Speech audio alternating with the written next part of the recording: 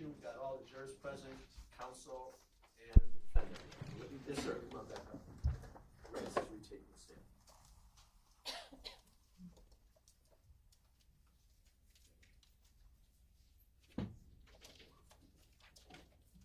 Permission. You can go ahead. Permission to have the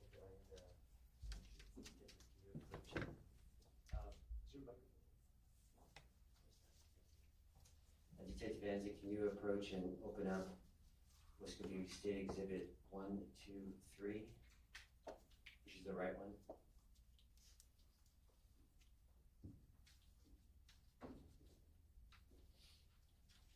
And Rick, this is your reference to 5JA in your report. The ammunition I used? Yeah. Okay.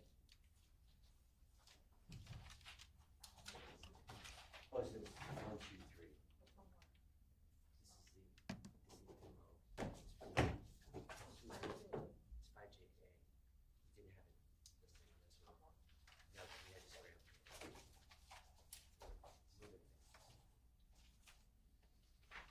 Your permission for Detective Anzik to approach the witness? Sure. So is this, go ahead. Is this exhibit 1, 2, 3, or did you say item? Exhibit 1, 2, 3.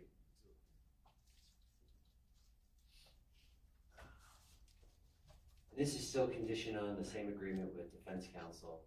So, Mr. Rick, can you look inside that? Detective Anzik, you can step away if you want. Do you have a glove still, Rick? Just, we'll get. Thank you. I get you.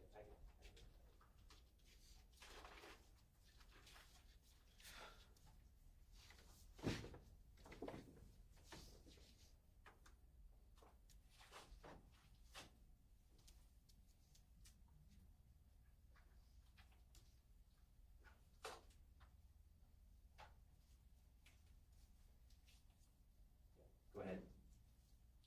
Put your hand in there. What do you see in there? Yes, exhibit 1, 2, 3 appears to be the ammunition that I used for my test fire. You can go ahead and take it out. Does that look like the ammunition? Is that actually the ammunition you used? Yes. So this is your exhibit. 5JA. Well, yes, it's the exhibit that I looked at. It's not my exhibit. It's I the get sheriff's you. office. Sorry, but that's the one that you took rounds from to test fire. Oh, yes, and you can see my evidence tape, green evidence tape. And you signed off on that? Yeah, I sealed the box with my green evidence tape, and the inner packaging also has my initials and date from 7/7/23. And you compared the make and model of those rounds to the rounds that DPS used in their testing, right? Yes. And you compared those rounds with DPS and then also with the spent shell casings on the crime scene, correct? Correct. What's your conclusion about the make and model? All the same Wolf brand ammunition, 7.62x39mm caliber. So all the testing done in this case from the DPS and from you were using the same make and model Wolf projectile round bullet. Yes.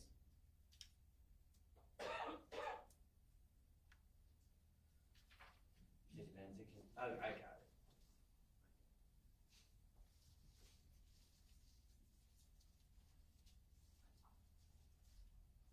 Permission to approach. Yes. I'm going to show you Government Exhibit 102. Yes, I do. you want to open that up for me?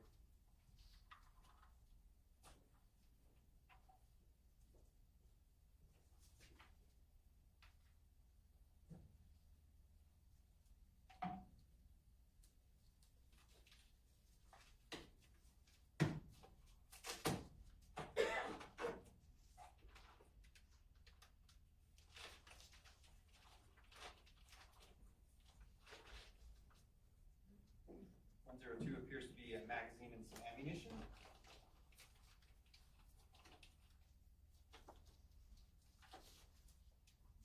To what? What are they? Specifically. There's another one AK-47 type magazine and 7.62x39mm caliber cartridges unfired. Same ones that we just saw in Exhibit 1, 2, 3, right? Same type. Same type. And those shell casings, or that round is similar to the shell casings found at the crime scene. Yes. And that magazine, you said that was an AK magazine? Yes. And if you know, would that AK magazine fit that gun? It should. I have not tried it. Okay.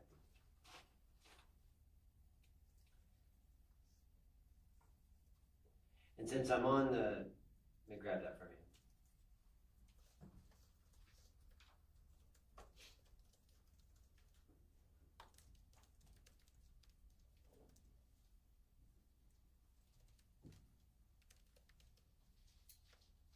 Since I'm on the gun, do you know the approximate dimensions of the gun?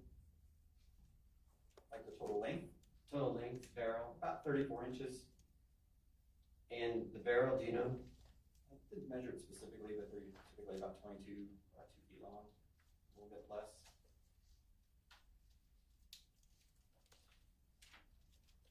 Promise you, Rick, I'm almost done. I'm gonna show you Government Exhibit 34, image 4193. Under the same conditions with defense. You see that image? I do? And we see the little tent, right? Yes, the evidence marker number 1. This is at night, so I'm gonna try and get in there.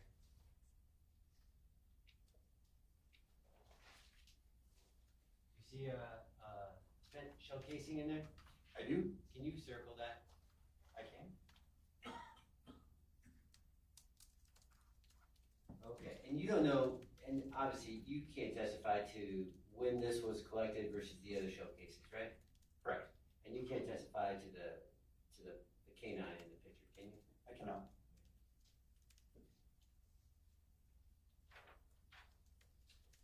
We'll show you Government Exhibit 34, image 4485. No, sorry, scratch that. 4476.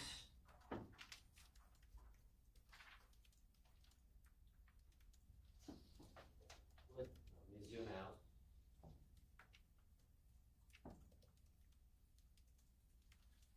What's that an image of? 4476 appears to be an image of the clothing from the decedents. That you reviewed? Yes. Is there a hole in this? Yes, there's a possible bullet defect in the shirt. Can you circle it?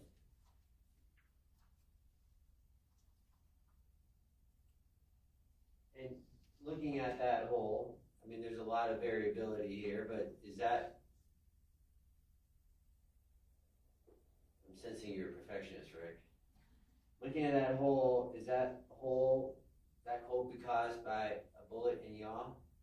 It could be, yes.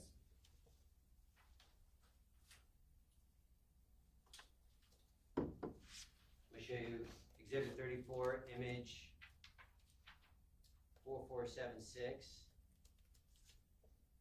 that a close-up of that same photo? Yes, 4476 is a close-up of the defect on the shirt. Now we have a better picture of that hole, right? Yes. And again, do you know what's around the hole, what the staining is? Appears to be blood. What number was this? 4476. I thought the one before that. 4475 was one prior.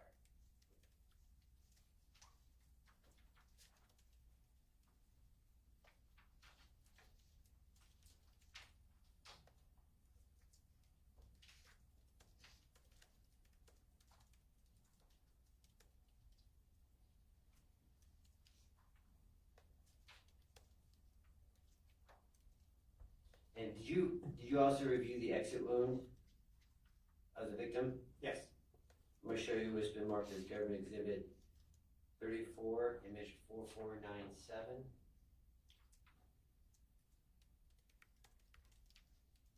Does that appear to be what you saw and reviewed for your report? Yes. And would that hole be consistent with a bullet in yaw? Yes. Would the exit wound be consistent with a bullet that's a Wolf brand bullet? It's not inconsistent with a Wolf brand bullet.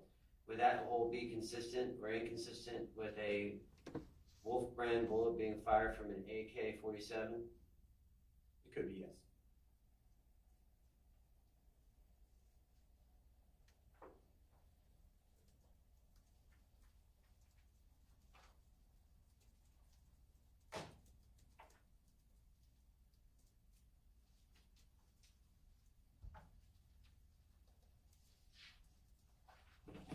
And there was some, we talked about there was, in your report, there was some discussion about well, let's talk about the yaw of the bullet, right? Yes. And you testified that yaw can be caused by something in between the shooter and the victim. Yes, we typically refer to that as an intermediate object.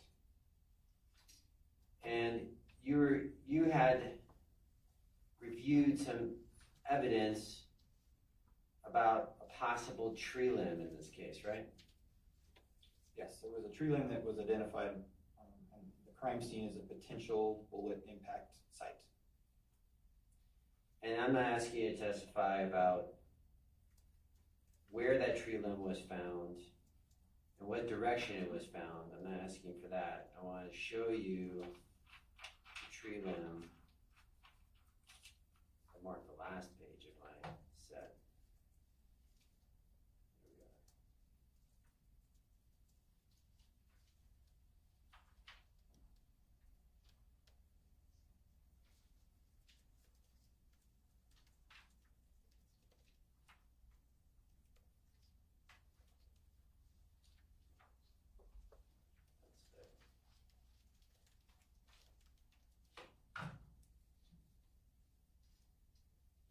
I'm going to show you what's been marked as Government Exhibit 71.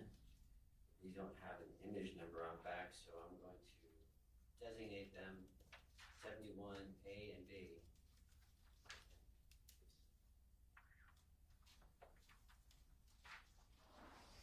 I'm going to show you Government Exhibit 71A.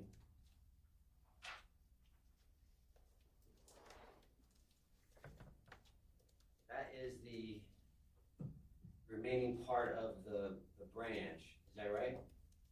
Yes. And that looks like it's been, we got someone sawing the base of it off, but the top part, can you circle the top part where I'm referring to, where that looks like it was broken off, right? It does. And you're not here testifying to what possibly caused the breakage of that, right? I am not. Right. The question I have for you is that branch, you see the size of this branch? Let me show you a different picture.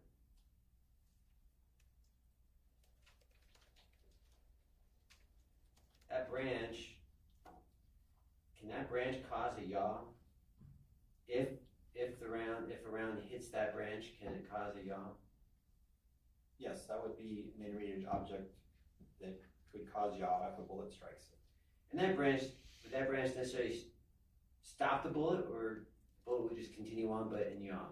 Well, I haven't done my own empirical testing of the mesquite trees, but with other trees in Washington, I would expect a branch of that diameter to not stop, 7.62 by 39. Is that wolf bullet's a pretty serious bullet? That's traveling out of the muzzle about 2,400 feet per second, about twice as fast as a 9mm, for example.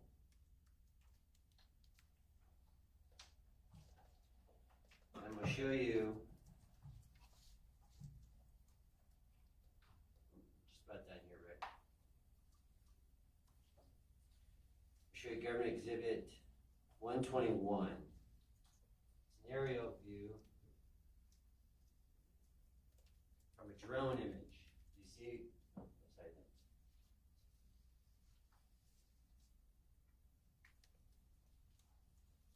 Do you see that? The markings are not from the drone. The markings are for us to identify some things, but do you recognize that photo? I do.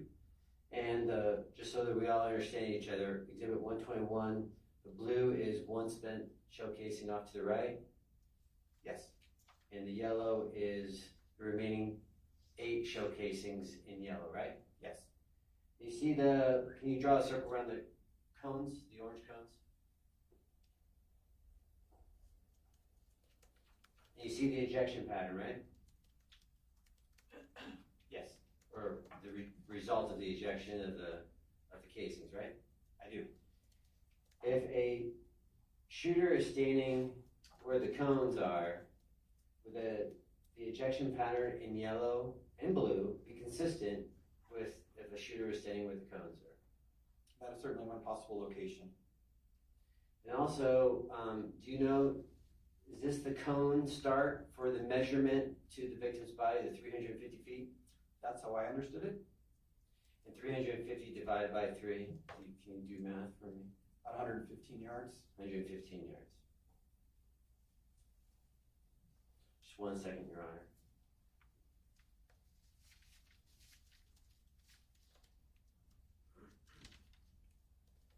What questions I have, Your Honor? Can, oh, wait, till the end, to seal up the boxes. That's another question I have. Cross-examination. Morning. Morning. Can you hear me okay? I can. Okay, perfect. So I just want to get a little bit of background information. You did not visit the scene of the crime in this case, is that correct? That is correct. So you reviewed photographs from that scene, right? Yes. And you reviewed, I think you said it was a Leica scan of that scene, is that right? Yes. Did you notice any differences? Were you aware, let me back up a little, that that Leica scan was taken in a significant period of time after the date of this offense? It was. When was the date of that scan, if you recall? I'll have to check my report, but it was later. There were lots more leaves on the trees, I think is probably where you're going with that. And you can check your report if you want to.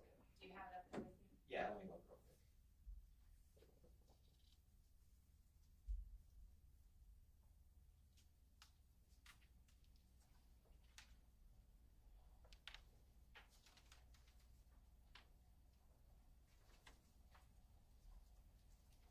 (6/29 of 2023) is when it was scanned. Okay. And you mentioned there were leaves on the branches in the scan versus at the time of the event, right? Yes. Were there other alterations to the scene that you were aware of or made aware of? Not that I was particularly looking at. I was more concerned with what potential line of sights you could see with the point cloud versus the crime scene And I'm photograph. referring, if you remember, specifically to a prickly pear cactus. Do you recall in the photographs there being a prickly pear cactus near the area where the shell casings are located versus later that cactus is no longer there? That does ring a bell, but I can't confirm that for sure. Okay, but the photographs of the scene would contain more accurately what was present on the scene versus the scan. Is that correct? Yes. Okay. And you're approached by the state in this case, and you're provided with some background information about the case. Is that right? Yes. What background information were you provided with in a nutshell? Well, I listed in my report several things. As I stated earlier, typically don't look at witness statements until I objectively look at the evidence to see what my impression is of what was collected and what the crime scene photos tell me. But I submitted quite a few documents to look at. But I was primarily interested in what the ballistic evidence was and what the crime scene photos told me. And from the crime scene photos and ballistic evidence, you know that there is a group of shell casings, correct? Yes, And that group of shell casings is located in this patio area, correct? it is. And you know that there is a body that was discovered at this location, correct? Yes. And you know, I believe, is it from the Leica scan, you know the approximate location of the body, is that correct? Well, the drone was the initial distance determination, and then I received the Leica scan data, and what they did for the Leica scan was cone off the area where the body was recovered. Of course, the body wasn't in the scan because it had been removed. So I had an approximate location of where the body was recovered, and I compared that to the drone measurement that was taken at the time, and it was consistent. And that's approximate, correct? Yes, You don't know the exact specific location of the body, correct? I don't. And were you told or did you receive any information that provided you with the positioning of the body that was discovered? I have photographs of the decedent in place. So that, in terms of face down, face up position, is that what you mean? Okay, well, we can start there. So you have photographs of the body, right? Yes. And that tells you that this body is discovered face down, correct? Yes. Or at least that's what the photographs show you. It's my understanding, correct.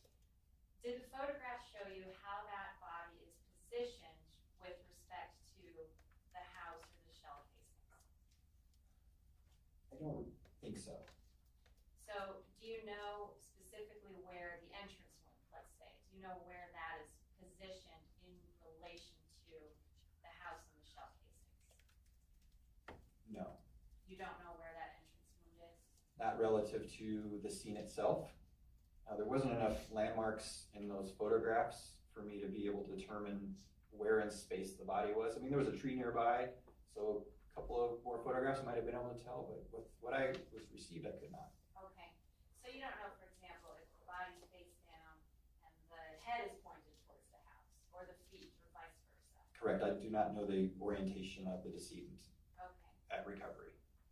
And along those lines too, obviously you didn't know the orientation of this person prior to this person being hit by a bullet, correct? Correct. So you don't know if this person was standing when he got shot, is that right? I have no data to support a conclusion on that. And you don't know if he was running or walking or anything like that, right? That's correct. And you don't know if after he got shot, he moved or took a step or staggered. You don't know anything like that, is that right? I do not. I didn't see any evidence of bloodletting that might indicate movement after, but I mean, with a small caliber bullet such as .30 caliber, you might not see that initially. So again, there's no data to draw information or conclusions from. Okay.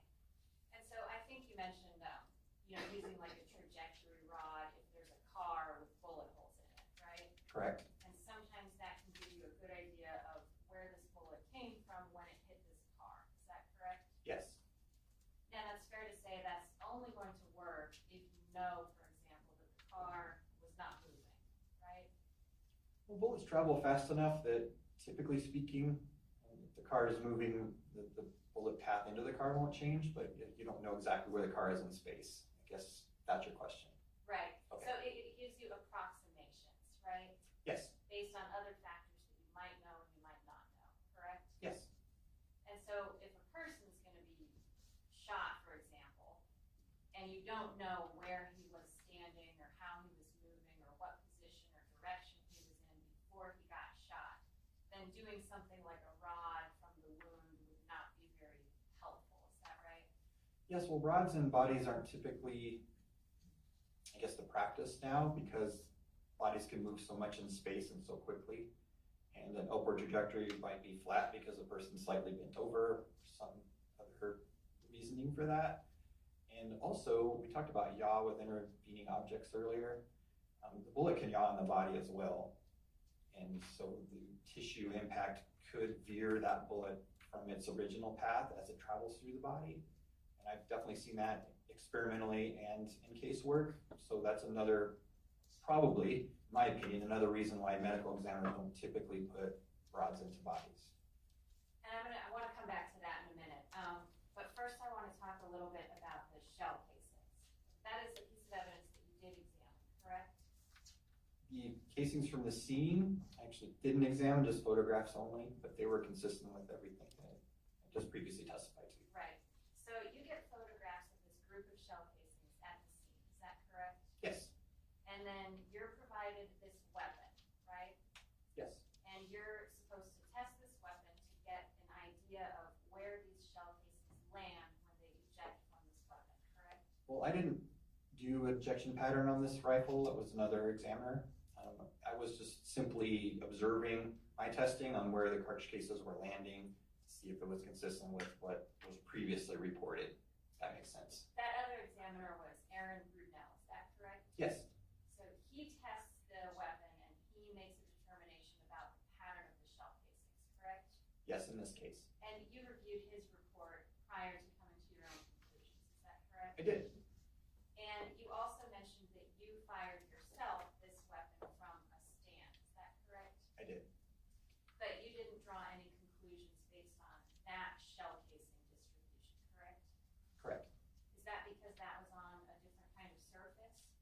Well, it was two surfaces at that particular range.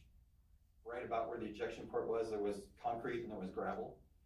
And I wasn't set up in my one visit to do that type of examination. You have to rope it off, and I usually 3D scan my ejection patterns, and it had that ability. It was simply just observing the general characteristics of where the cartridge cases were landing when I did my test fire. So Aaron Brunell's the one who did the more detailed and thorough shell casing testing. Correct? Yes, you grid it off, and you have a certain height, and you measure all those things. Yes. And you agree that different surfaces can impact the way that the shell casings are distributed, correct? Absolutely. So for example, if we're firing a weapon and shell casings come out and it's cement, they're going to bounce around when they land on the cement, correct? Yes. And if I'm on wet grass or a muddy area or something, they're not going to bounce around as much. Is that correct? That's true.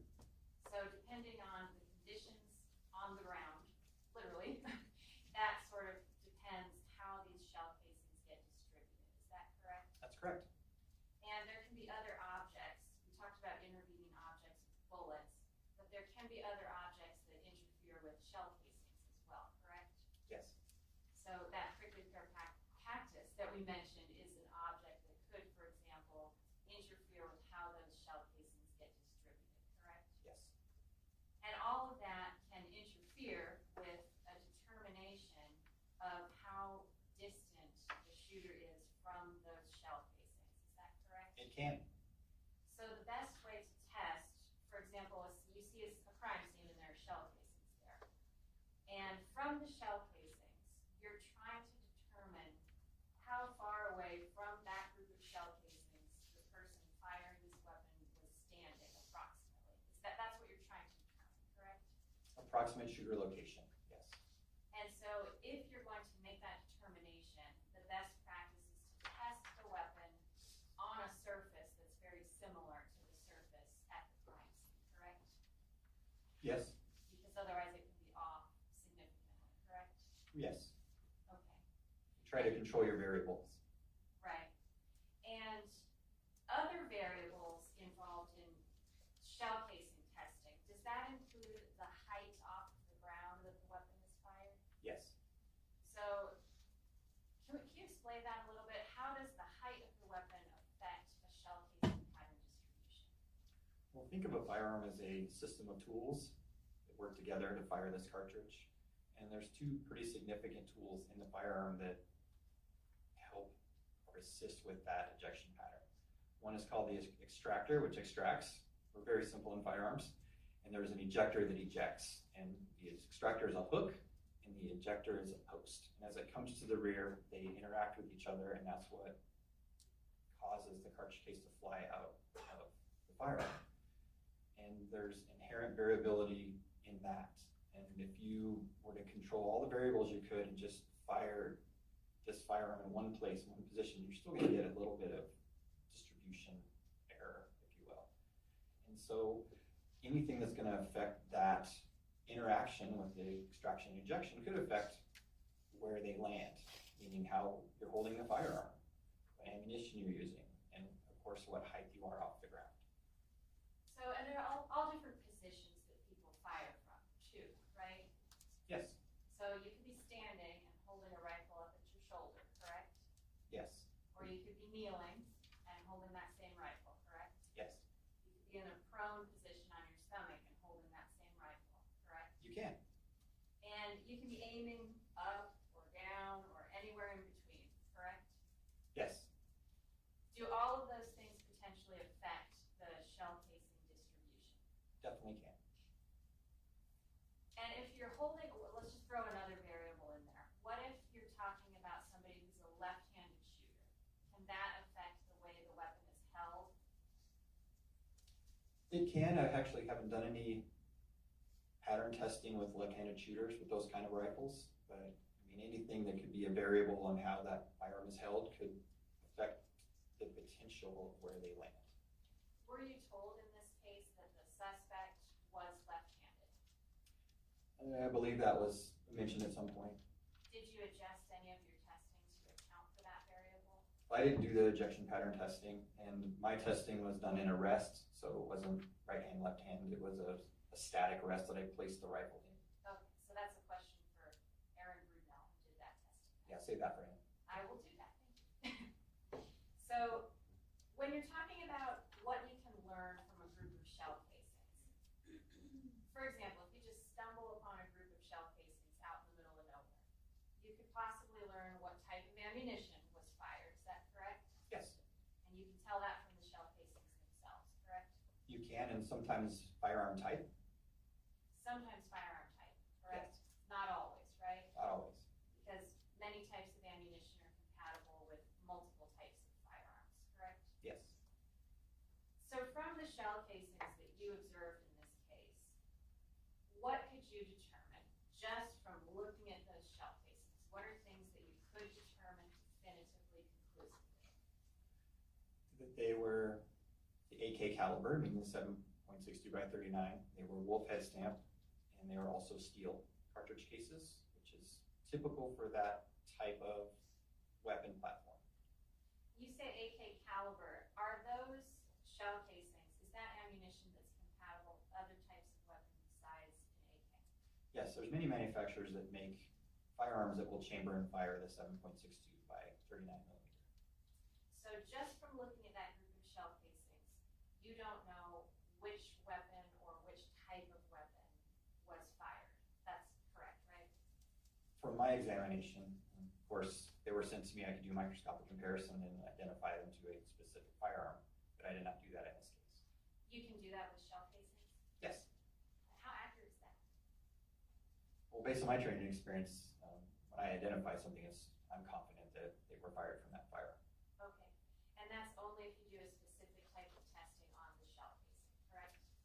That's not to go into too much detail, but I have a comparison microscope that allows me to look at two things at the same time. So I could test fires from the rifle, I get evidence items, and I look at them simultaneously for the marks left by those system of tools that I just talked about. So the extractor will leave a mark, ejector will leave a mark, the firing pin leaves marks.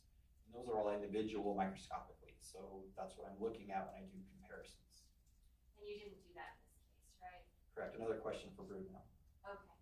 So with what we have right now, we're not sure which weapon these shell casings came from, correct? Correct. Okay. And a group of shell casings, assuming you have the correct weapon for those shell casings, and assuming that you've test fired that weapon, that will tell you approximately the distance that the shooter was standing when that weapon was fired, correct? Yeah, how I report it out is I have an area of probability, and I'll draw a circle that based on where this distribution is, the shooter is probably standing in this approximate area. Given all those factors and control areas that we were talking about. And just to do kind of a visual, so let's say there's a, can you still hear me? I can. You don't project that well. So let's say there's a pile of shell casings right here, and you've tested the weapon and you've determined the distance of the shooter is about this far. So imagine shell casings right there. And it tells you a distance that's approximate, right? Yes. So it could be a little bit over here, it could be a little bit over here, and vice versa, right? Yes, but probably not in the corner of the room or in the hallway. Right, so it gives you a margin of error. Yes. Right? And you mentioned a circle, correct? That's how I do it. A lot of people, well, some people will do just grids and mark individual and not do an average. It just depends on the type of case and what you're trying to demonstrate. Does this work? Is this working? Yes. Okay, so if there's a shell casing pile right there, the shooter, let's say this is the distance approximate that you've determined, could be standing right here, right? Yes. And aiming in this direction potentially. Yes. But there's a whole circle around here that would also be consistent with where the shooter's standing, right? Do you mean position of the muzzle or the bore? The person. So shell casings are right there. Let's say this is the distance you've determined. I know it's not realistic. But person, I'm the shooter, those are the shell casings. I'm firing the weapon, right? Shell casings are going this way. This is one position I could be standing in if the distance is correct, Yes. right? But there's a whole circle that's drawn around this So if pile you- of shell casings. So So if you walk around the circle with the ejection port facing your circle, I Right. think I see where you're Yes, trying to so say. I could be standing here too, in other words, Yes, right? And that's still consistent with the pile of shell casings. And I could be standing anywhere around that circle that's not obstructed, right? yes. Okay. So.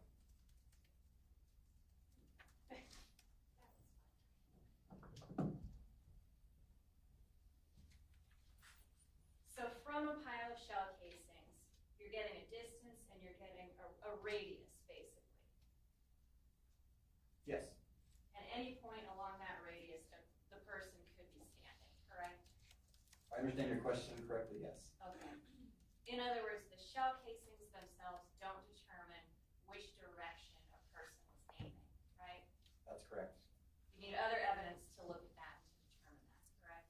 Yes, You might need actually a fixed point or a known point where the shooter was standing. Is that correct? or a bullet impact downrange. A bullet impact on something that had a fixed point or a known point, Yes. right? Okay, so a bullet impact itself doesn't have a fixed point or a known point, right? Unless it's in something that doesn't move, correct? Correct, stationary object. Right, okay.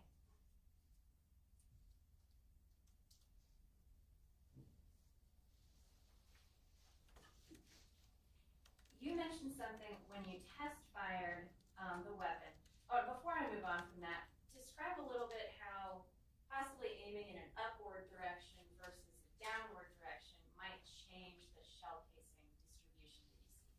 Well, it's all geometry. The cartridge case is being extracted, ejected, roughly the same angle.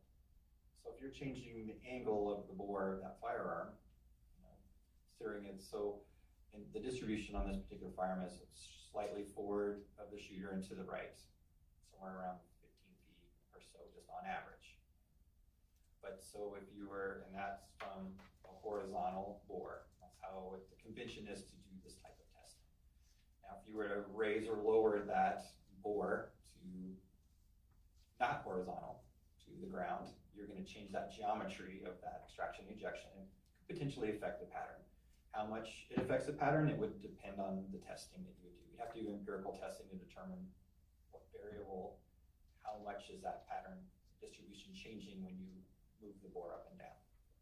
And so it's possible to do empirical testing to see what changes about a specific weapon or specific shell casing distribution when you fire at various angles, right? Sure, but again, there's a safety concern for that too. As I mentioned earlier, if you hold it about 33 degrees, that's below go about 2 miles almost. So you have to be sure you're in proper conditions to test that, but yes, it can be done. Okay. And so if there are two people who dispute, let's say, the direction of fire, one of them says, you know, this person was firing straight through this mesquite thicket that you mentioned, and another person said the shots were being fired at an upward angle over the top of one of the trees out there. There are empirical tests that can be done to see which scenario is more consistent with the physical evidence, correct? You would have to do that empirical testing to see if the cartridge case distribution would be affected by that type of angle of the rifle. So you could test that, Yes. and then you could come to some conclusions about which scenario is more likely based on the physical evidence, correct? If there was significant variability in the pattern distribution, And that wasn't done in this case, is that correct? not to my knowledge. Okay, nobody asked you to do a test, to try to test the theory that this was being fired in an upward direction, correct? Correct. Okay. In fact, you were just asked basically to test the theory that these shots were being fired from the general location of the patio to the location of the body, is that correct? Well, actually, didn't test that. Brunel did, but it was, his report was consistent with someone firing from the patio based on the data that I had. What I mean is okay. Let me go back.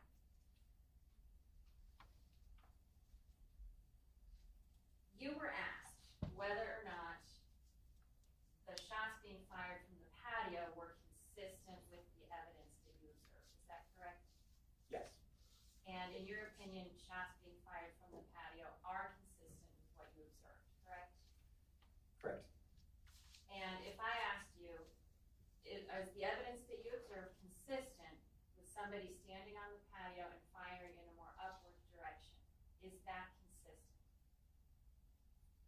In terms of the wound in the decedent, In terms of the shell casings? I wouldn't be able to determine that. I mean, again, I would have to do empirical testing, but I don't know if the distribution of the cartridge case would be significantly changed or altered by shooting it in the air. I mean, they're still coming out to the right of the shooter, but there is a geometry difference. And my question is it possible that that's a consistent scenario? Somebody's standing on the patio in that approximate radius of the shell casings, and they're aiming in a more upward direction. Yes, That's consistent. That's with what you- consistent, true, yes. Thank you.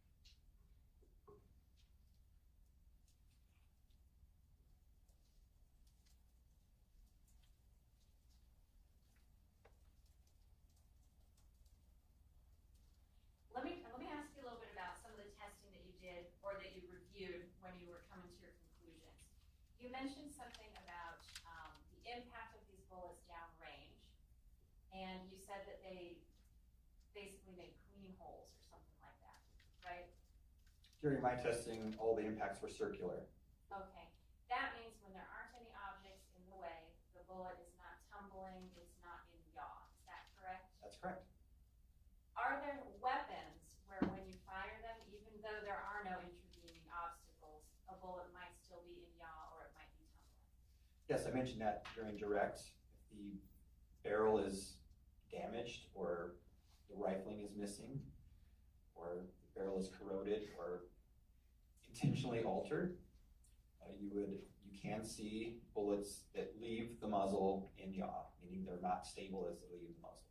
And that was one of the tests that I performed. I wanted to ensure that that rifle was shooting straight. And so sometimes just the design of the rifle or the condition of the rifle itself can cause a bullet to be in yaw, correct? Yes, Okay. So just because you see a wound that indicates a bullet is in yaw, that doesn't necessarily mean any intervening object had anything to do with that, correct? correct. Okay. You mentioned something about point of aim versus point of impact. Can you tell us a little bit more about that? Well, as I mentioned, the sights on that rifle can be changed, adjusted, and depending on the distance you're at. So say if you have it set for 50 yards and you shoot a target at 300 yards, your point of aim is going to be different than where the bullet actually strikes. And it's also a common term when you're hunting rifles with scopes on them and you're sighting them in. That's what you're doing. You're altering the optics so your point of aim matches your point of impact, so you know what you're hitting when you shoot. So that's what I was testing there, is with the 300-yard sighting, where is it striking at 100 yards? And where is it striking at 100 yards? Well, these sights compensate for bullet drop, right? You shoot the bullet through the air, it's going to be affected by gravity and drop. So that's what that sight is for, is to compensate for that drop of bullet. So if your sight is set for 300 yards and you shoot at 100 yards, your bullet's going to be high because it's traveling up and then coming back down to reach your point of aim, point of impact. And that's what I saw when I did my testing, is shooting at a circle at 100 yards, the bullets were impacting high. And that's, again, what I expected to see. And so at that distance, what was the difference between point of aim and point of impact? Well, it's going to be a little variable. It's my testing setup. It's not precision, but about a foot high, on average, is what I was seeing. And so just so we know, that means if you're aiming with that weapon at an object at 100 yards away approximately, and you aim at something that's 2 feet off of the ground, the bullet's going to land 3 feet off of the ground. Is that approximately correct? Assuming that you're aiming it properly, yeah. It's a precise. And these rifles aren't precise. They're battle rifles. They're not sniper rifles. So there's variability shot to shot on where the bullet impacts, even in a rest. But there's just going to be a difference between where you're aiming at versus where the shot lands. Yes. Okay. And at 115 yards, About a foot. I didn't map it out, but again, this is just, my main concern there was the bullet staple. And were you aware of the height of the entrance wound on the victim that was found in this case? I'd have to check the autopsy report, but the right flank would be several feet off the ground. And just approximately, if I said it was about 4 feet off the ground, would that sound more or less correct? Yes. Okay. We're not doing a scientific test right now. Okay. Just approximately. So, and we have to start with some assumptions, right? Because we don't know where this person was or how this person was standing when they got shot. But let's assume that they're just standing upright, okay? And the shot comes in and it hits the person about 4 feet off the ground. That means that the point of aim was somewhere around 3 feet off the ground, correct? Could be, yes. At that distance, assuming that that distance is correct and the person is just standing, And right? aiming it perfectly, et cetera. Okay, and so somebody from 115 yards away, if they're aiming at a spot that's about 3 feet off the ground, they're aiming down, is that fair to say? Yes, if they're standing upright. And that's another variable too, you don't know how tall the person who's shooting is, Right, correct? if they're sitting or if they're prone or on a knee. So somebody who's very tall, standing up at that distance is gonna be aiming in a general downward direction, correct? Well, depends on how high the shoulder is off the ground, but yes. Okay, well, I mean, if the person's 6'2" or so, and they're holding it at their shoulder, that's generally a downward aim, is that correct? Right, you can anticipate the shoulder being 5 feet off the ground, and if the bullet's impacting 4 feet off the ground, then you would have to aim downward. Okay. Did you account for any of that when you look through the Leica scan and the state's generally asking, is this possible? Is it possible that this shot came from this location and hit this person at this distance? Did you account for any of those variables? Well, I certainly account for them, and that's why my conclusions are consistent with and not inconsistent with the shot coming from that area, because I don't know the body's position, I don't know the shooter's position, because I don't have any fixed points for which to measure. Okay, and so did you test different scenarios involving shooters of different heights, for example?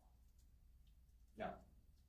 And were you provided any information about how tall the shooter was in this case? I might have, but I didn't consider it for what I was doing. Okay, but you agree you need that information to determine the possibility of this shot coming from this location and hitting this person, correct?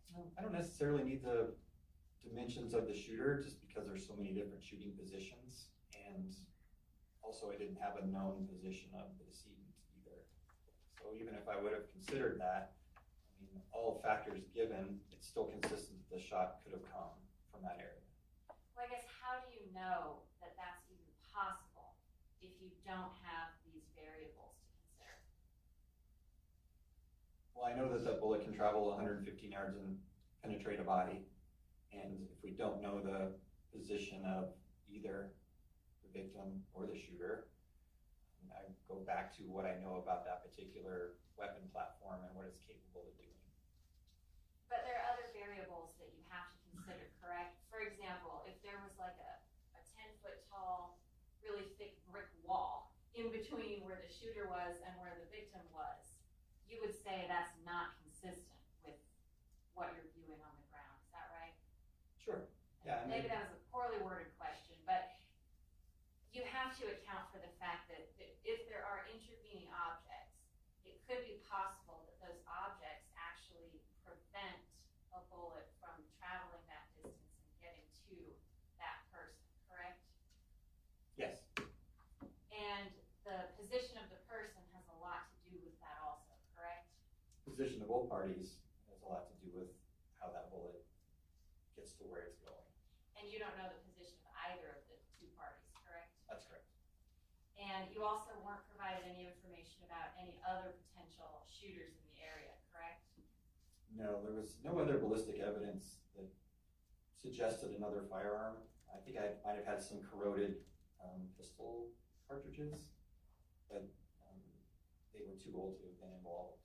And when you say ballistic evidence, you're only talking about firearms, ammunition, shell casings, physical things, is that And right? bullet defects on objects would be Okay. the last component of that. You're not talking about witness statements, correct? Correct. So if there's a witness statement who says, I heard a shot and it came from somewhere over there, that's not evidence that you're considering in making that determination, correct? Primarily, my analysis is based on objective data that I collect.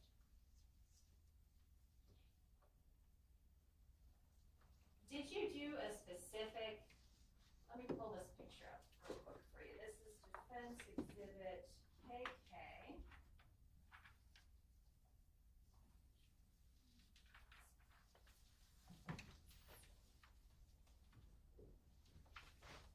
And it's already been admitted. You're asking a lot.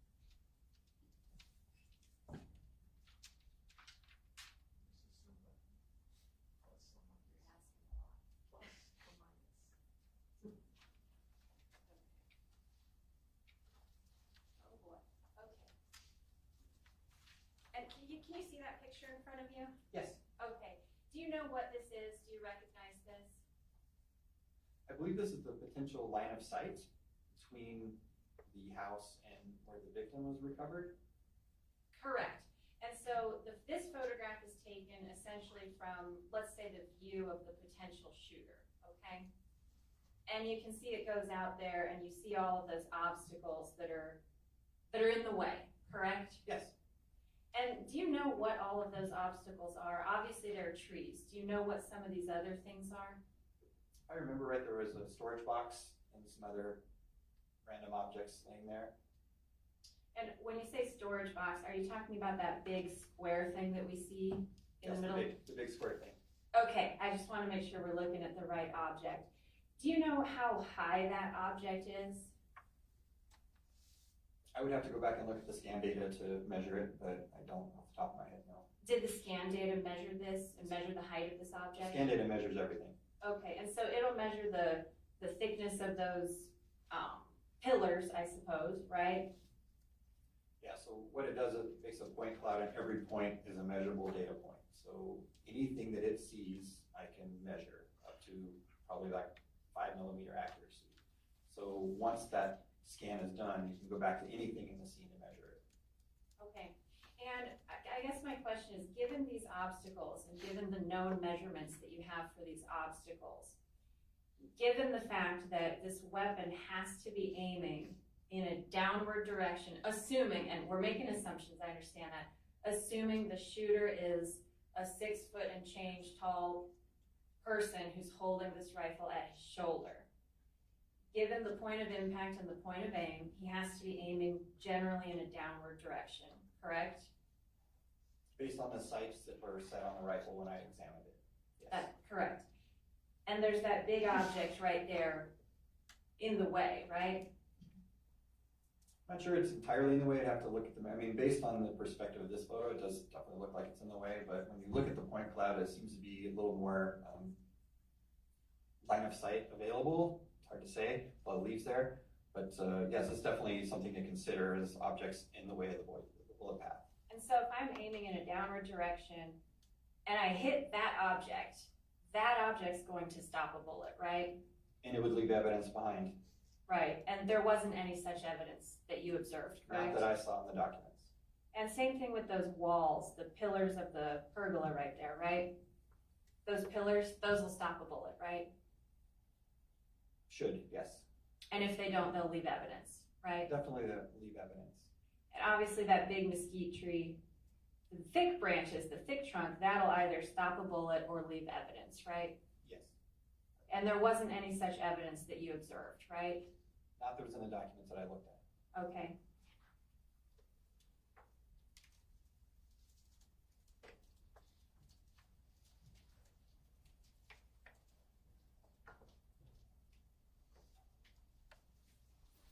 Let's talk a little bit about this, the tree branch, because you were discussing the tree branch that was broken, correct? Yes. And in the point cloud, does it show the general relationship between the location of that tree branch and the location of the deceased person? It does. Okay.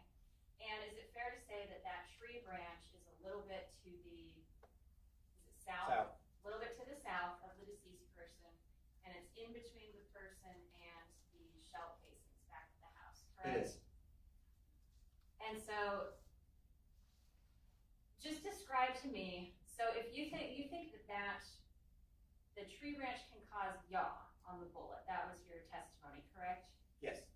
And a bullet like the one that you're describing is a bullet that can go through that tree branch, correct? You can. How much deflection is possible with this type of bullet if it impacts this tree branch? I didn't do any empirical testing on how much deflection, but based on other testing I've done, you can think of a tree branch as being round, right? So if it hits it straight on or perpendicular to it, it's going to affect it less. If it hits it at a glance, and I've seen that in windows. I've actually bounced bullets off of windows and not broken them because they've hit so lightly, but still enough of an impact to stabilize the bullet. So it would depend, is the short answer, on where it hits on the branch, how much deflection and yaw you would get. This branch was impacted at about 2 feet off the ground. Is that about right? Well, assuming it was impacted, yes. Okay, yeah, assuming that, and we don't know that. But assuming that it was a bullet that strikes this branch, that's happening at about 2 feet off the ground, more or less, right? More or less. And it's a little bit closer to the house, so that might affect the point of aim difference. But 2 feet off the ground, you're going to have to be aiming at a spot lower than 2 feet off the ground with this rifle at that distance, correct? It would depend on the distance to the branch. I mean, the impact testing I was doing was at 100 yards, so this is closer than that. So, and there's an arc trajectory on the bullet, so I would have to do some tests at that distance to see where you would have to aim, because it's coming out and going up and doing bullet things. But yes, there would be some kind of point of aim, point of impact difference. Okay, and you don't know what that is? Correct. And so you don't know if that means that impacting at that tree from the distance is an aim that's higher than that tree or lower than that tree? Right. Okay, so we have no idea how the weapon is aimed if there's a bullet that hits that tree. Yeah, correct? if it's a confirmed bullet defect. Okay, and it's not a confirmed bullet defect, just to be clear, right? It is not. Okay, and do you know what sort of angle this bullet, let's say a bullet does hit that tree branch and it's gonna go up north where the deceased person is, right? It impacts at about 2 feet off the ground, this tree branch, but then it has to enter at about 4 feet off the ground. So do you know anything about the possibilities or probabilities of that happening? Well, I know it's possible because I've deflected bullets upward. And once a bullet's unstable, it can go any direction it wants. And going back to my glass example, I mean, I was shooting relatively flat, and that bullet deflected 30 degrees off the glass. And again, it's not apples to apples really compared to mesquite branches, but the short answer is I would have to do some empirical testing to see what directions the defect or the deflection would happen. And I'm assuming that's probably impacted also by whether this bullet is already in yaw before it hits that branch, right? Yes. So if it's already in yaw, it can hit something else and then it could be thrown even more off course. Is that right? It could. And the short answer is, you don't know if this is really possible given the variables that we have on this scene because you haven't done empirical testing with these variables. Is that correct? Correct. Meaning mesquite wood is going to be different from another kind of wood and another kind of tree, right?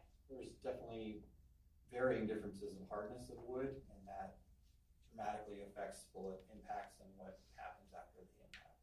And that's true even in the same species of tree, correct? I would think so.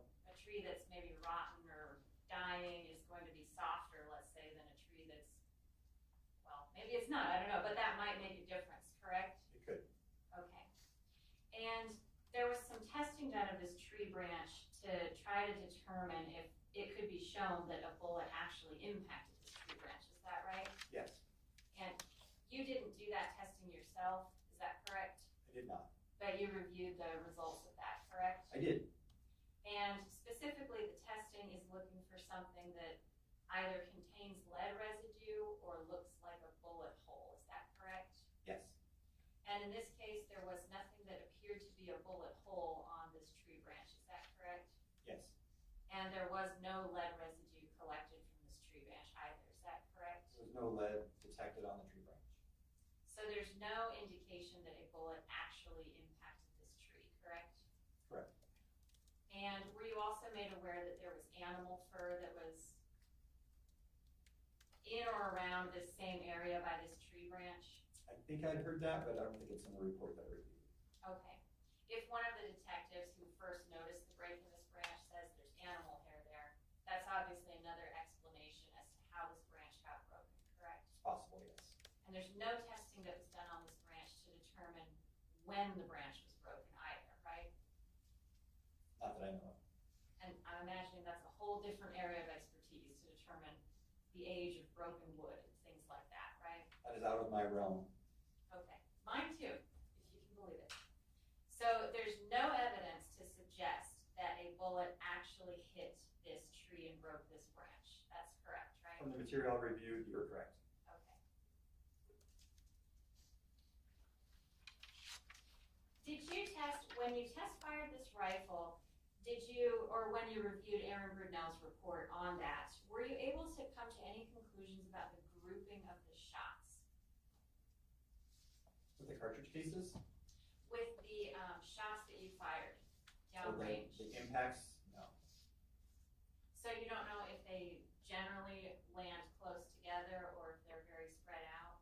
Well, with my testing, they were generally close together. I mean, they all hit a 3-foot by 4-foot panel at 100 yards. So, I mean, I know I was at least hitting that much area. Again, I wasn't going for accuracy, it was more stability and general impact of the sights versus the point of aim. Okay, so all of the shots land, and you're firing in a stand, right?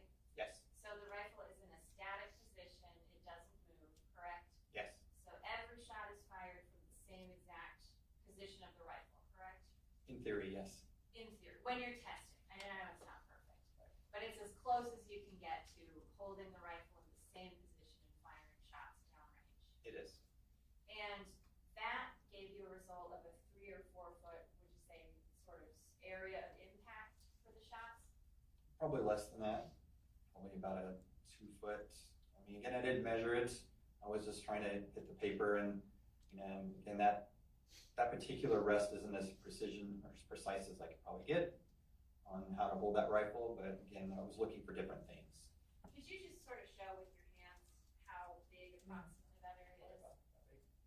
Okay, so all of the shots you fired landed in an area that's that size. Yeah, roughly. How many shots did you fire? Do you remember? To check my notes.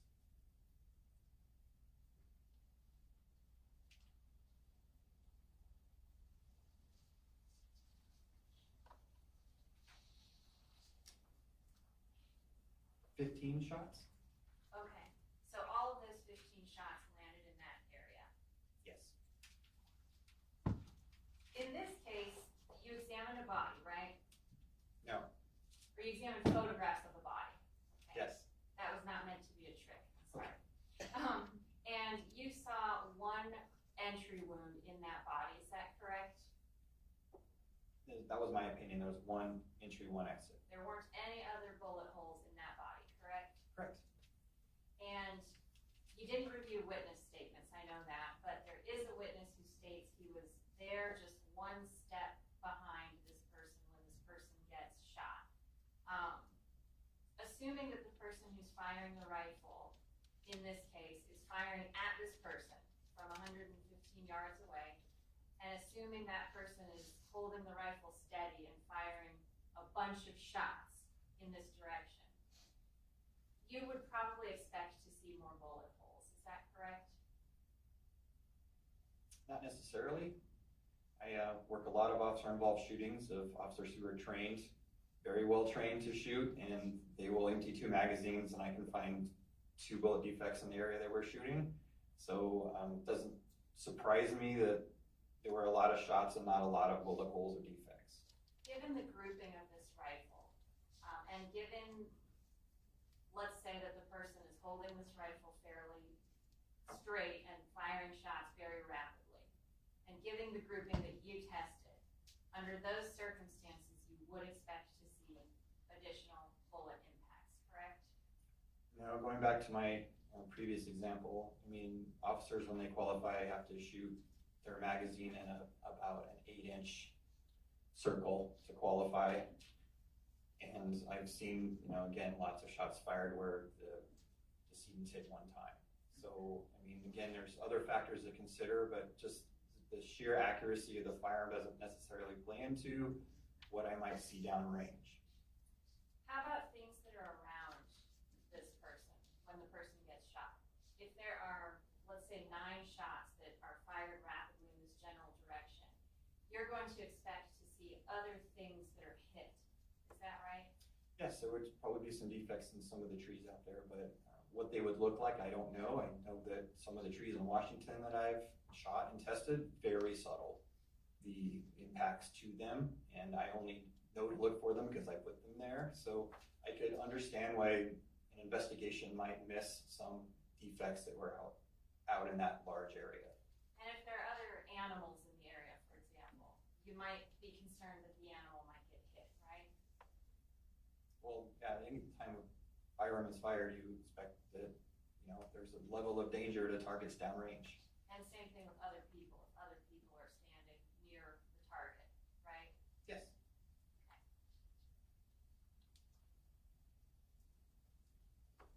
You said, according to taking a look at the entrance wound, that it's your opinion that that wound was caused by a bullet in yaw. Is that different from a tumbling bullet? No. It's the same thing? In terms of how it's going to affect a wound, it's the same thing. Are there degrees of yaw or tumbling? Definitely. Can you tell anything, and just to kind of narrow that down a little, if a bullet is somersaulting over and over like this, that's pretty extreme, right? Yes, and that's the word that you hear with the ricochet in the movies. That's what's causing that, is that bullet tumbling in over end. But it could just be that the bullet's getting a little bit off course as it goes further, correct? Certainly can, yes, and we have high-speed video evidence of both of those conditions. And there's no way to tell from examining this wound what degree of interference this bullet had before impact, is that right? No, and that's something we could do with empirical testing.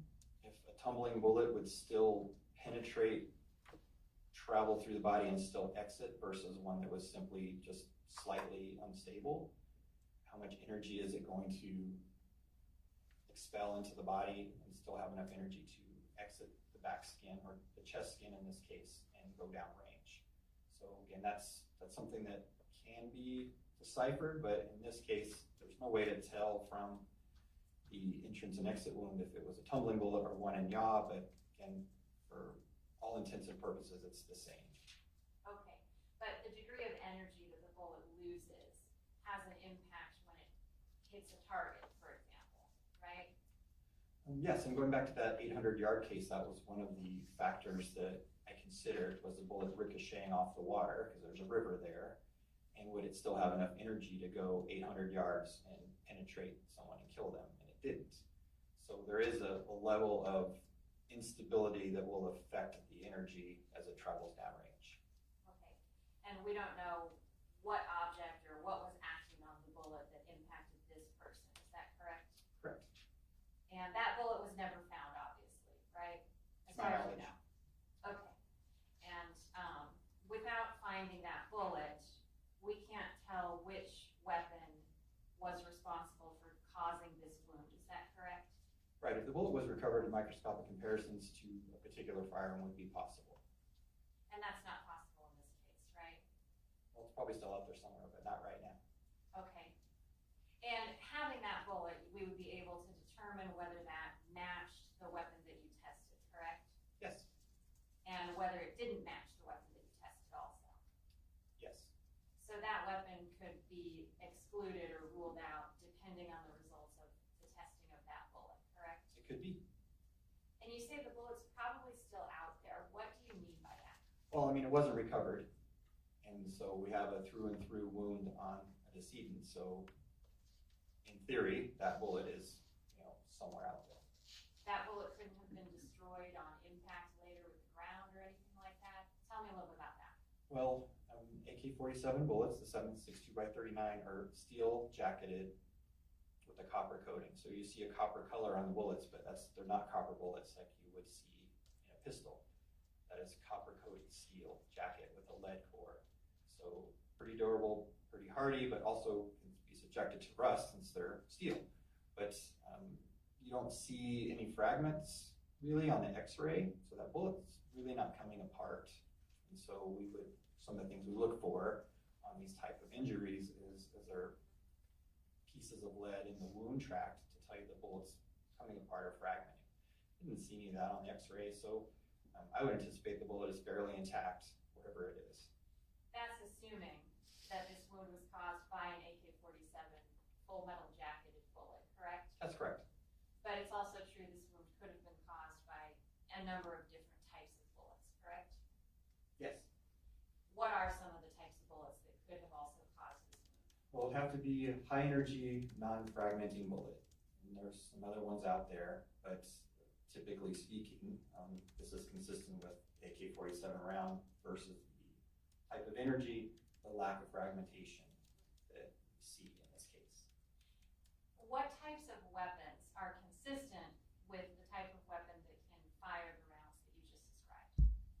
Well, the AK-47, the SKS rifle, which also shoots 7.62x39. There's, like I said earlier, a lot of other manufacturers chamber that cartridge in their firearms. And I'm sorry, maybe I missed it. Did you say what other types of bullets could cause this wound? Well, it would have to be probably full metal jacket ball ammo. If you had a hollow point or a soft point, you would see fragmentation in the wound tract.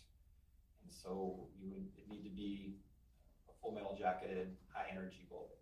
How many types of full metal jacketed ball ammunition exist? Well, just about any type of military round would have a full metal jacket. It's a Geneva Convention requirement. So 308 Winchester, Russian round, the Russian sniper round, it'll come to me in a second, 7.54.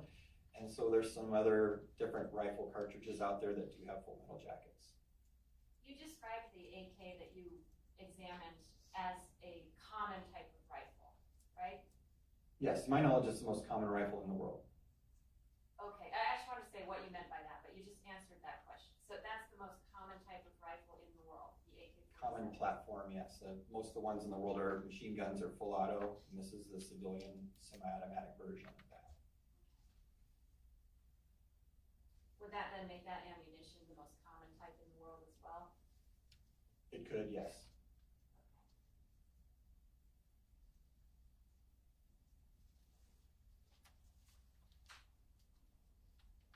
And so just to cut to the chase, there's no way to tell whether this wound that you examined was caused by the rifle that you tested, correct? That's correct. That's not something that we can prove scientifically, correct?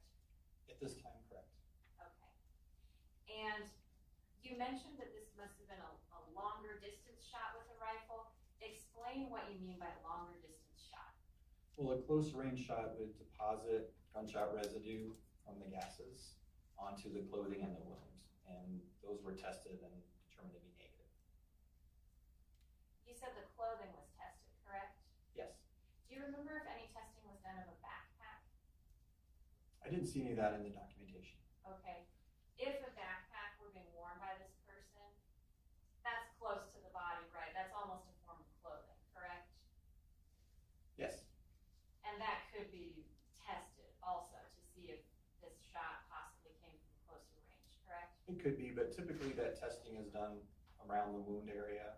So, but yes, any object or clothing item that person's wearing that's outer on the outside, we would probably look at. And if the wound is sort of here on the lower flank or back area, that's going to be near the backpack, correct? Like on this side. Right. So a backpack is going to be near that wound. Could be, yes. And so in order to do a full empirical test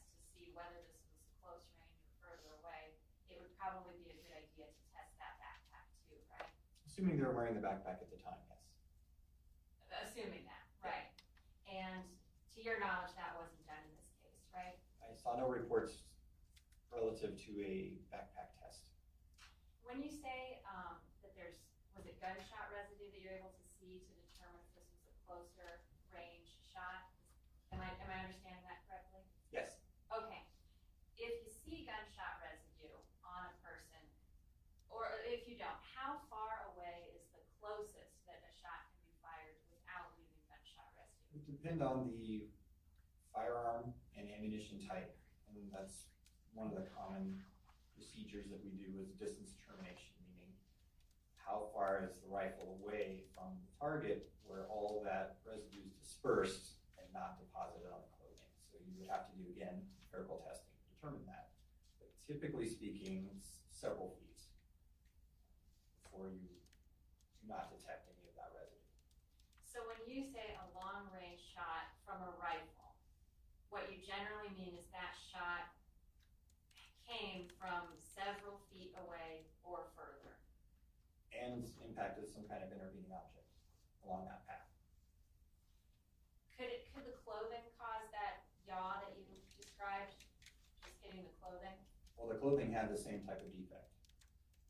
What about the backpack? Again, anything in that trajectory path could affect the bullet in its flight path.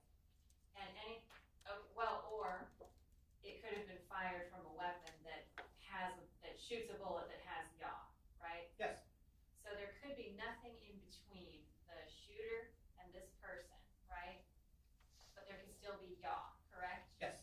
Because the weapon being fired could be the kind of weapon that produces yaw, correct? Yes.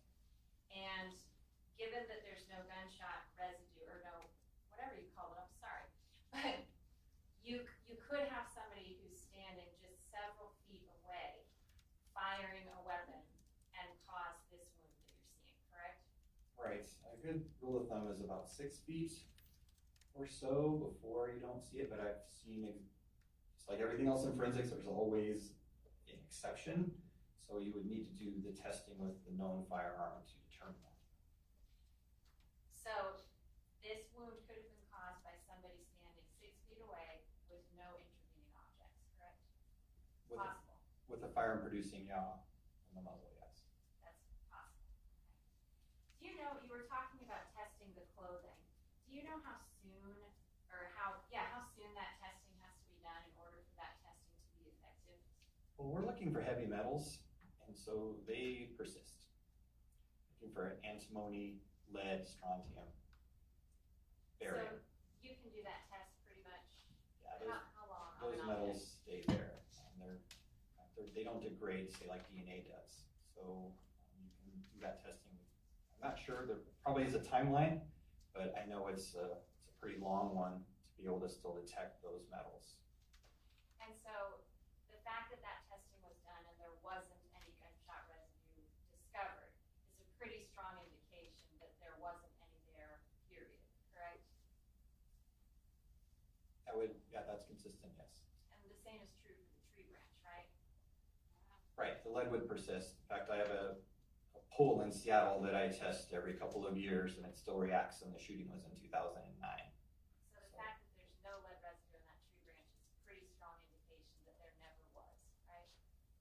I didn't examine the tree branch, but just based on what I reviewed, that is true, yes. In just a moment.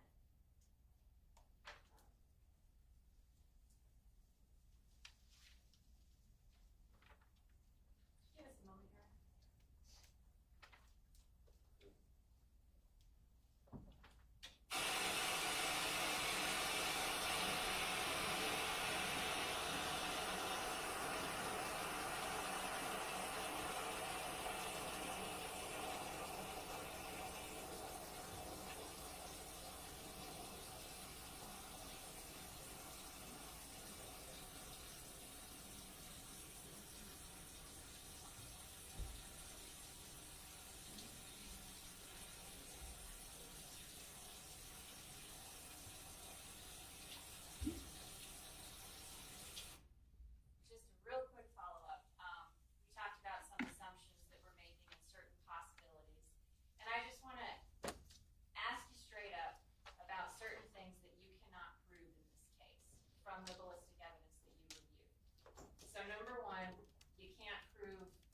the shooter was, correct?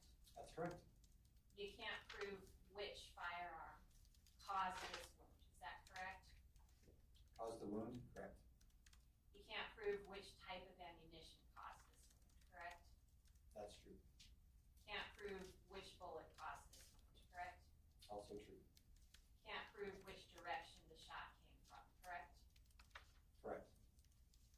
And we can't prove how far away this shot came from, other than further than 6 feet away from this person, correct?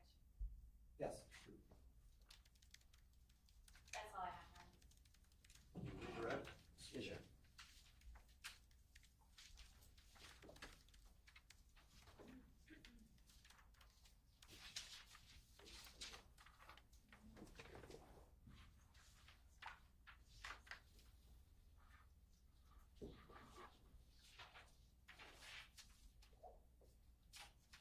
Hey, Rick. We'll leave off real quick. We'll start off where you just left off, about proving. When we say the word prove, are we talking, you're referring to, you forensic scientists, right? Yes. You live in a world of certainty, right? I do. Absolute certainty. I try. Try. I strive for that. So when you use the word prove, we're talking about, I mean, with absolute certainty, this is the weapon used to kill this victim, right?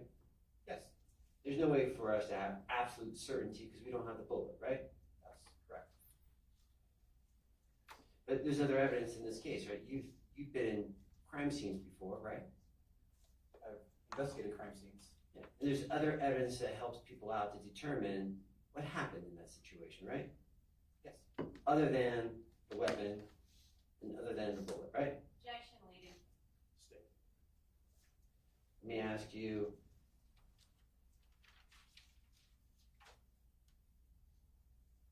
I'll show you Government Exhibit 121. Remember that photo I showed you earlier? I do. And that's a picture of the property from an aerial view with cones. Yes, the top down of the porch area. And you see some, in the yellow thing, you see some cactuses to the right. Yellow circle Yeah, like Over 5 here? o'clock, 5 o'clock on the yellow circle. over here. Yeah, that one right there. You see cactus, right? Yes, Right. The shell casings are found in the yellow circle, right? they are. All right, I just want to make sure we all understand the cactus. And let's just assume, if I can just get right behind the, not just right here, I'm sorry, just right here. If I can put my pin right there, let's just assume there's a potted cactus plant there, potted prickly pear. Assume that. Okay. Would that interfere with, let's say with my line sight, shooting in a horizontal way outward? A potted prickly pear? It would depend on how those cartridge cases hit, but I mean, there is a pretty decent pattern of all them landing in the same general area. Well, can I get exhibit 35?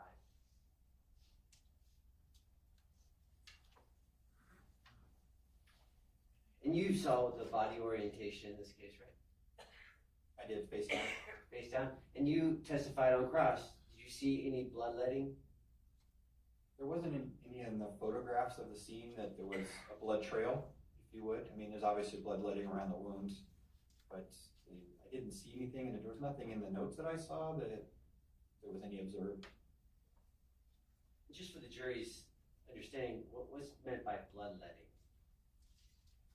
Bleeding, dripping, pouring, depending on the size of the wound, and if the person's moving while they're a bloodletting event, there will be patterns to interpret. I'm going to show you exhibit 35A, already admitted into evidence. See, let me zoom out just a little bit. Did you get a chance to see that photograph at all? I did.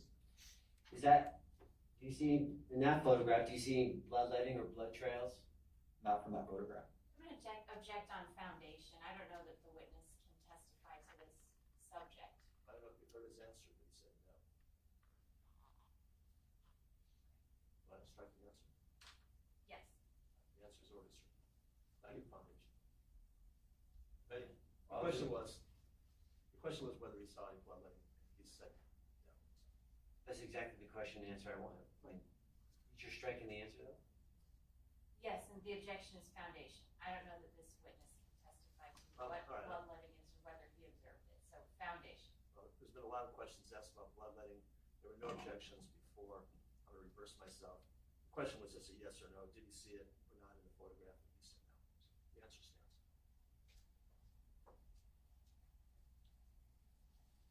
You testified on cross-examination that you don't use trajectory rods with bodies?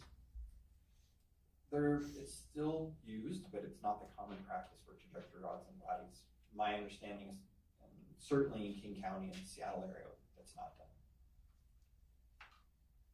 So if there's no trajectory rods here, in your expert opinion, if there's no trajectory rods used by the Santa Cruz County Sheriff's Department, does that reflect upon their crime scene investigation?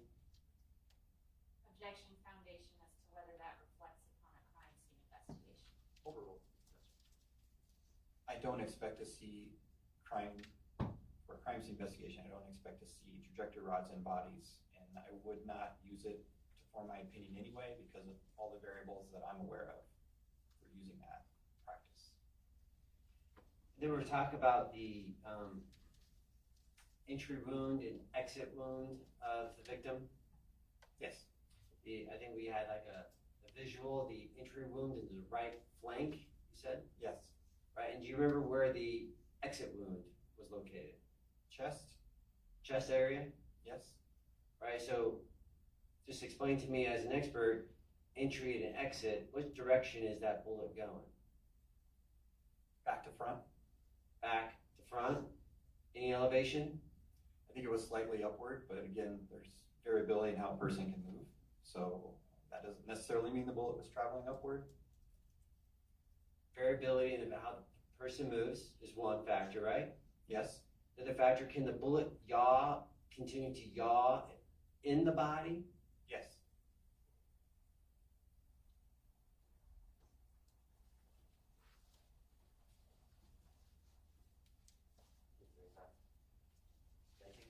Oh, I take it.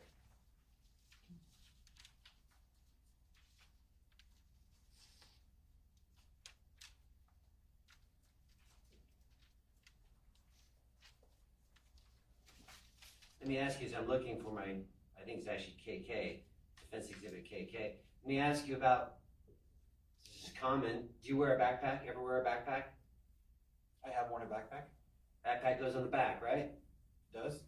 Backpack, will it cover the sides of a person, typically? Typically, no. It depends how big the straps are. And then when you're talking about the residue on clothing, you testified on cross with the residue on clothing, right? Yes. And let's just use this example, when a bullet hits clothing, nothing interfering, I think your testimony was it's going to leave residue, right? Well, a bullet leaves residue as well as the gases leaving with the barrel. So the bullet will actually have lead on it that it picks up in the barrel. And then we call it bullet wipe. So when it strikes clothing, it will leave like a soot residue around the bullet hole. That's if there's no intervening object and other things, you will see that. I think all that was tested for, but you have to ask the other expert.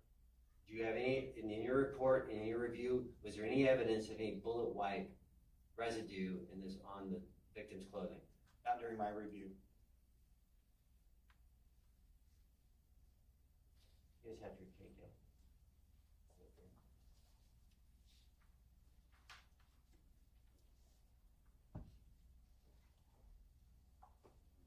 Let me show you this marked as Defense KK. This is page 2.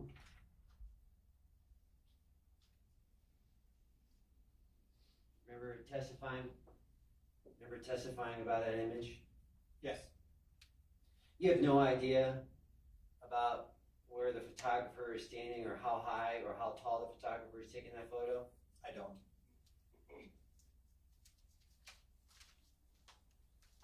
show you another one. This is the same photograph the government has. It's on State or Defense Exhibit KK. Same location of the photograph, looking at the same direction. You see that one? Yes, This one's a little bit different, right? it is. In the background, you see that box right in the middle. See that box? I do. Right. And you testified earlier. There's no evidence of any strike marks on that box, right? Not that I saw in the review of the crime scene documentation. But right behind it, you see like a horizon, the landscape right there. I do. Do you know what the elevation level rise is from point of photography to that spot? Do you know what that I is? believe there's a creek bed, so it's trending downward as it goes that direction, as it goes east, and the scan data supported that. I'm talking about right at the, see, right where, this spot right there. Is that higher or lower than the box? Well, it's higher than the box. It's higher than the box. And do you know, if you know, do you know where the victim's body is found? Roughly in that direction. Let me ask you about left-handed or right-handed. Do you know of any evidence that you reviewed that indicate any preference for a right-handed shooter or a left-handed shooter at all? In terms of the ejection pattern, No, did you review anything, any document, any piece of evidence that suggested anything about a right-handed or left-handed shooter? I can't recall. I thought I might have heard something about that, but it wasn't anything I considered.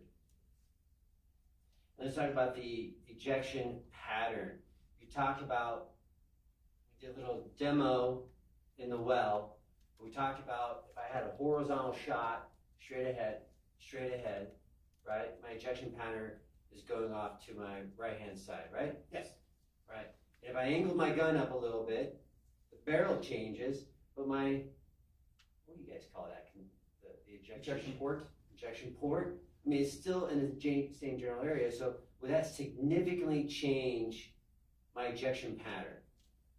Well, I would need to do testing, but I would not anticipate it would significantly change. But again, as I testified on cross, there is a geometry change in that relative positioning, but is it going to be significant? I don't know.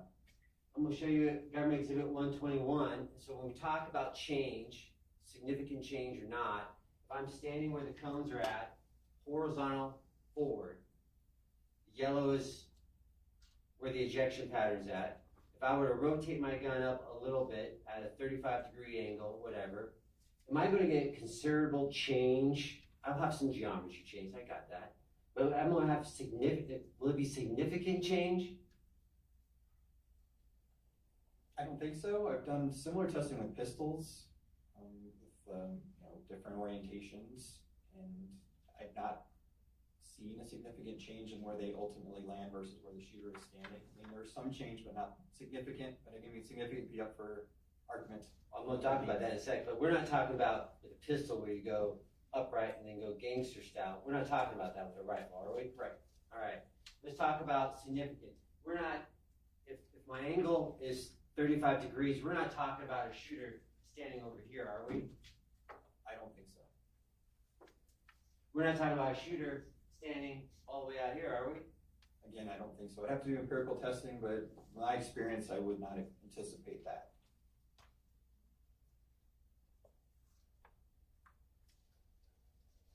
And do you know that about the tree? What's your opinion about this tree branch in this case?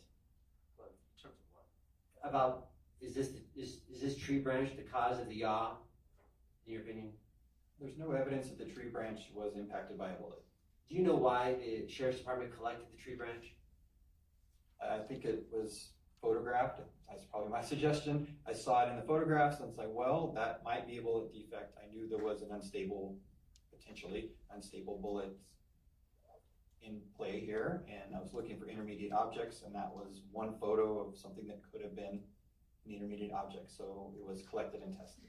And do you remember when that was, when you requested the Santa Cruz County Sheriff's Department to collect that? Not off the top of my head, probably slightly before they did their recovery. I can check my. Can you just check? Yeah. For me?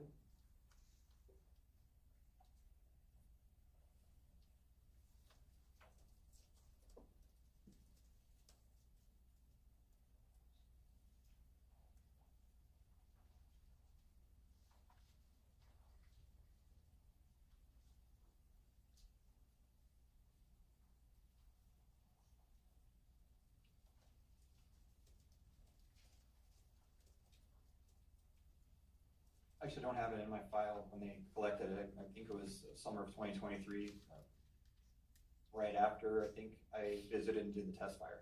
The summer of 2023. Yes. The incident happened January 30th of 2023, so months later, right? Yes. You saw on a photograph a broken tree branch, Yes. and you requested recovery of that tree branch. I did. Let's talk about, can we talk about clustering? We talked about that rifle being in a set position shooting, right? Yes. And even in a set position shooting, it still had some variation when it hit the target 115 yards away. With the bullet impact or the cartridges? Bullet impact, I'm sorry, thank you, bullet impact. Yeah, the bullet impact there is some variation with that particular style. And again, it wasn't the preferred method of stand that I would normally use. So there was a little bit of variability there, but I got as best I could with accuracy. And that stand's kind of like I always think like a vice grip, grips that gun in place, Right. doesn't gyrate, move. Correct. And guns like that, they have a kick, right? They have a recoil, right? There's a recoil. Right, and human factors play in. You shoot guns, right? I do. There's always a recoil factor with a shooter, right? There is. And it changes based upon strength of the individual, It could. the age of the individual, Possibly. if an individual's healthy or sick, right? There's lots of factors that could vary how that firearm is held shot to shot. And the biggest factor is whether or not they're a good aim or not, right?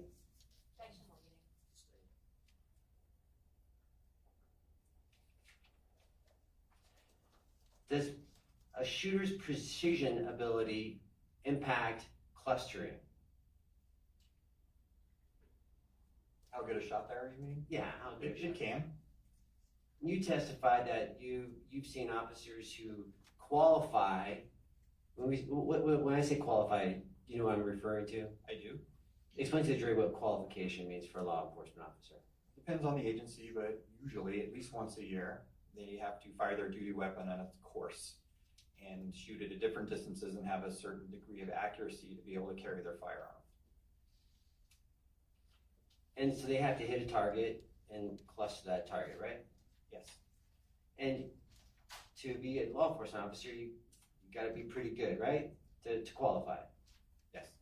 And you testified on cross that even with that kind of skill set, they still miss their target even at close ranges.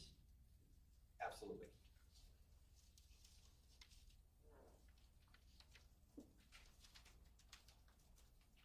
Just one more second, Your Honor. Let me check with counsel real quick.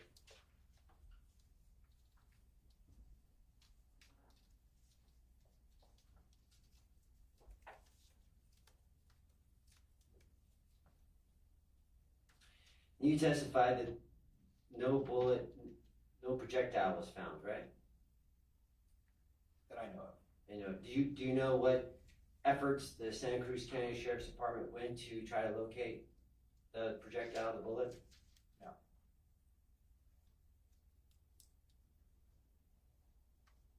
Let me ask your opinion, and your expert opinion. Is the AK, let me talk about the wolf, is the wolf bullet the most consistent round to cause the injury to the victim in this case? Most consistent? It's definitely consistent with everything I know about that ammunition type and that weapon platform.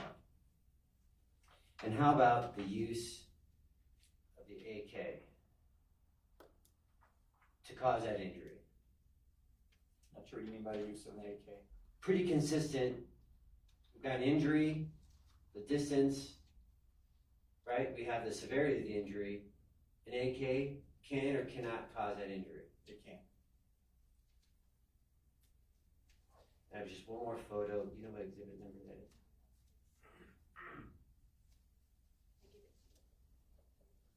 You gave me the photo. 34.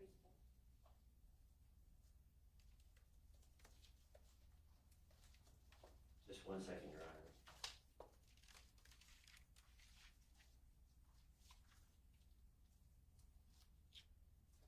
And I have the picture.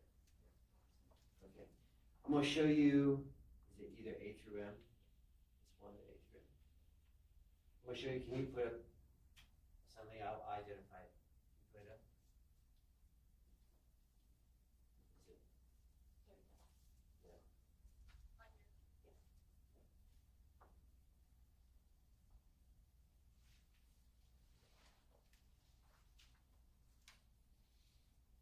This is one of the pictures in 35, State Exhibit 35.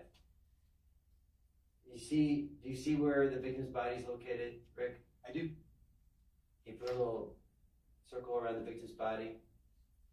Have you seen this photo before? I think so, yes. Yeah, and what's in the background? Can you tell? Mesquite tree. And further behind that? Appears to be lights. Do you know what's behind? Do you know what the lights are coming from? Based on, I think the orientation, that's the house. That's the house. No more questions, Your Honor. Thank you, Mr. Jetty. Ladies and gentlemen of the jury, any questions from the jurors?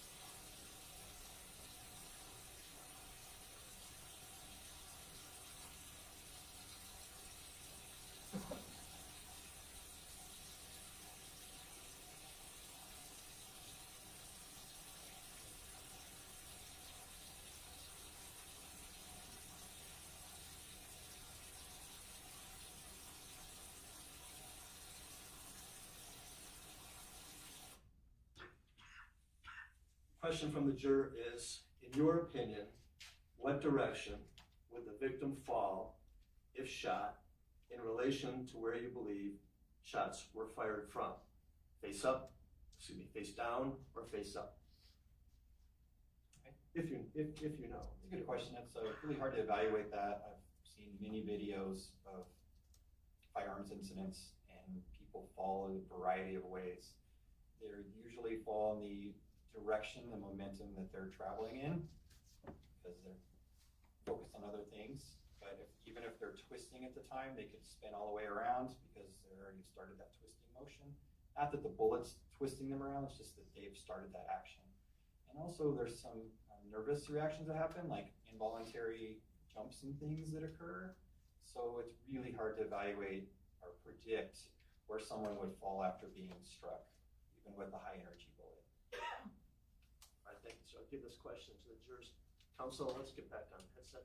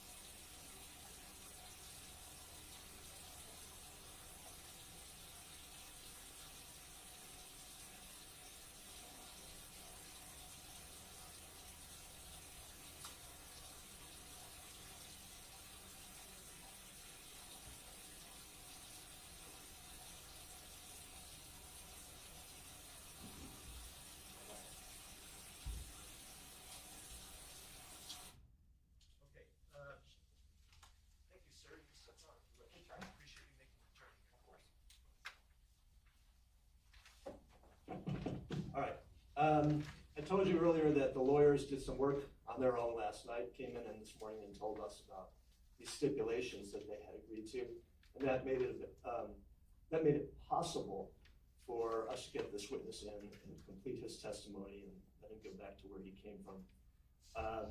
Talked to the lawyers. They tell me that the trial and the pace of the trial is going just consistent with what they anticipated. So we're on track. We're not running behind or ahead of time. So given that, unless any of you have any objections, we're going to recess for the day and start back Tuesday morning at 8:30. No objection? This is your chance to make an objection. All right. Before you go, please remember the admonition of the court. It's again a long weekend, 3-day weekend. Do not discuss this case with anyone.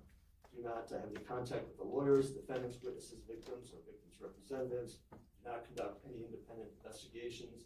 Do not use any form of communication, post blog, or post anything on the internet during the trial.